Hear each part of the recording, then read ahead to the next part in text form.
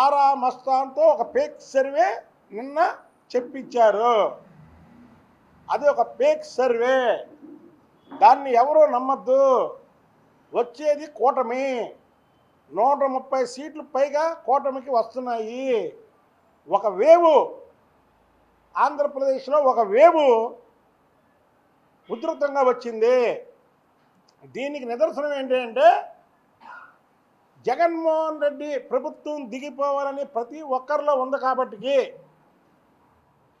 రాష్ట్రంలో exit polls గురించి ప్రజలు దాదాపు ఎన్నికలైన మరుక్షణం నుంచి ఇప్పుడు వరకు కూడా ఆతృతగా ఉన్నారంటే ఆలోచించాలి. ఎప్పుడు కూడా ఎగ్జిట్ పోల్స్ గురించి ప్రజలు ఇంతగా ఎదురు చూసినటువంటి దాఖలాలు ఎక్కడా లేవు.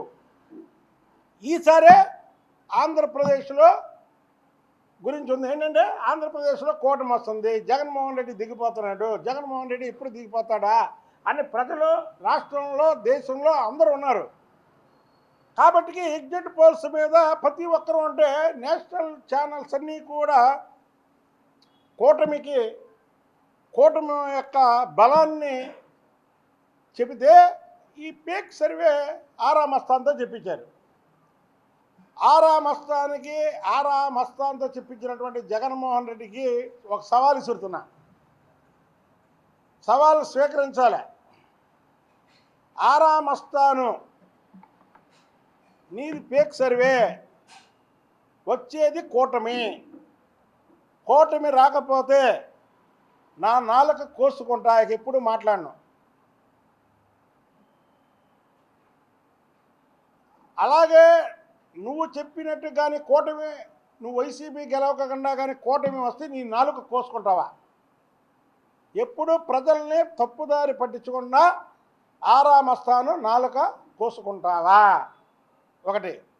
రెండోది, నీతో చెప్పించినటువంటి జగన్మోహన్ రెడ్డి, చంద్రబాబు నాయుడు గారు నేను ముఖ్యమంత్రిగానే మళ్ళీ అసెంబ్లీలో అడుగు పెడతానని చెప్పాడు. అప్పటి వరకు నేను అడుగు పెట్టనని చెప్పాడు. లోపల మాయసభలాగా ఆయన అవమానపరిస్తే, ఇవాళ నీ క్రిమినల్ ఆలోచనతో ఆఖరికి నీ పార్టీ మీద నమ్మకంతో ఎవరన్నా పందేలు కడతారేమో అని ఆ డబ్బుని వెనక్కి తెప్పించుకోవడం కోసం ఏదైతే పోలింగ్ బూత్ కౌంటింగ్ ఏజెంట్లుగా వెళ్ళే వాళ్ళని ఆత్మస్థైర్యాన్ని దెబ్బకొట్టడం కోసం ఇప్పుడున్నటువంటి జిల్లా కలెక్టర్లని బెదిరించో భయపెట్టో నీకు అనుకూలంగా అక్కడక్కడ ఏదన్నా ఉంటే సపోర్ట్గా తెచ్చుకోవడం కోసం నువ్వు ఈ ఆరా మస్తాన్తో చెప్పించిన దానికి చంద్రబాబు గారితో నువ్వు డైరెక్ట్గా నువ్వు కానీ మళ్ళీ ప్రభుత్వం ఏర్పాటు చేయకపోతే నీ జీవితంలో అసెంబ్లీకి అడుగు పెట్టనని చంద్రబాబు గారితో ఛాలెంజ్ చేయగలవా జగన్మోహన్ రెడ్డి? మేము ఒకటే చెప్తున్నాం, చంద్రబాబు గారు చెప్పారు ముఖ్యమంత్రిగానే నేను అడుగు పెడతానని.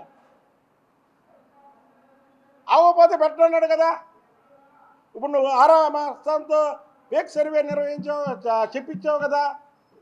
నీ క్రిమినల్ ఆలోచనతో నువ్వు చంద్రబాబు గారికి ఛాలెంజ్ ఇసరగలవా? నేను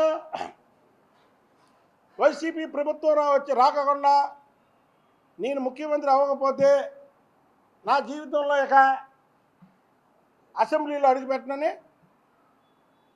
ఎందుకు జగన్మోహన్ రెడ్డి ఇంకా 2 రోజులు ఉందనగా ఎందుకు ఇంకా ప్రజల్ని అలా తెలుగుదేశం పార్టీ కేటర్ని ఆత్మస్థైర్యాన్ని ఆఖరికి ఓటు వేసిన ప్రతి ఒక్కరి ఆత్మస్థైర్యాన్ని దెబ్బతీయడం కోసమే ఈ ఆరా మస్తాన్ సర్వే.